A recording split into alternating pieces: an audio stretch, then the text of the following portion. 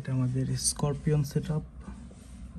এখানে maybe scorpion ডিম দিচ্ছে বা বাচ্চা দিবে, যার জন্য বাসা বানাইছে এখানে। এইভাবে কয়েকদিন ধরে স্করপিয়ন ফিমেলটা একটু অন্যরকম করতেছে।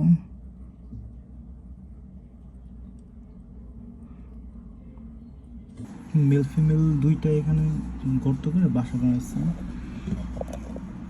সূর্য নিচে যত কোকোবিট ছিল সবগুলো উঠিয়ে দিয়ে এখানে বাসা বানাইছে। ফিমেলটা মেবি প্রেগনেন্ট, আসলে বলা যাচ্ছে না ব্যাপারটা।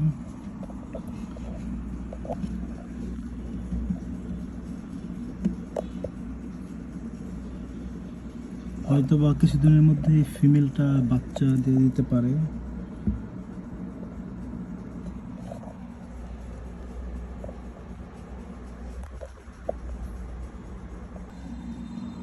এখানে গর্ত করে ফিমেলটা বসে আছে।